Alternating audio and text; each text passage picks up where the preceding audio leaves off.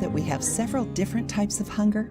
That's right. According to certain studies, the stimuli we receive through our senses, thoughts, and emotions are the main culprits for our feelings of hunger. The desire to eat may increase when we hear eating sounds, such as chewing and cutlery on plates, especially when we are with a large group.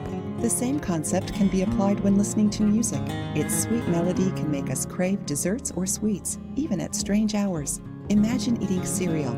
It's fresh, tastes great, but it doesn't make a crunching noise. That's enough to take away your appetite, isn't it? Our ears are always alert and aware of the sounds around us. In today's video, we're going to teach you about each of the types of hunger we can experience, so pay attention to which ones you experience more often.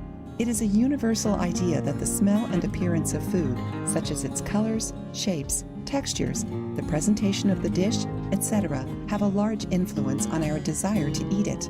Our sense of smell is like the hunger of our nose. You can walk in any restaurant and notice how the smells influence what you choose to eat. While you're chewing, pay attention to the scents, and then you'll experience the combination of scent-caused hunger and actual hunger. Mouth hunger is driven by the sensations and flavors. This hunger likes to differentiate between different textures, combinations, and aromas in the food. For that to happen, the mind must be present, so it is important to savor your food as well.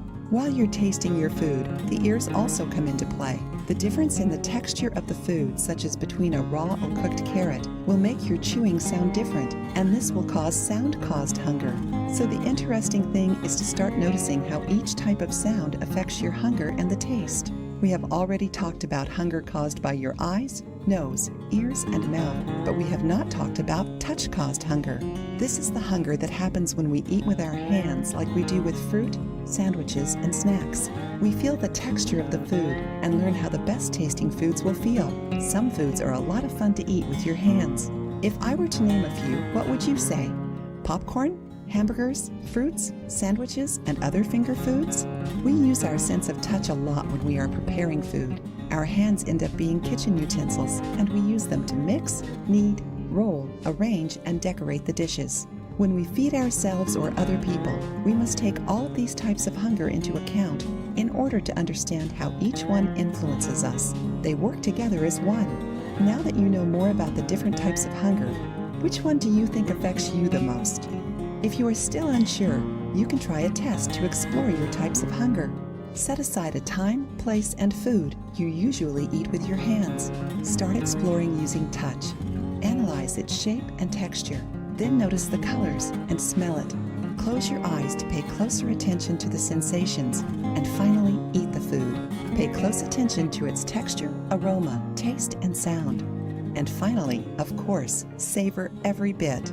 This practice is much used in mindful eating, which teaches us to feed ourselves with mindfulness and always be focused on the present moment. In this way, we can learn more about how our emotions and senses influence our hunger. Be aware of the different types of hunger because it will help you deal with any other food-related problems you may have. If you liked the video, give it a thumbs up and share it with your friends. For more recipes and tips, subscribe to the channel.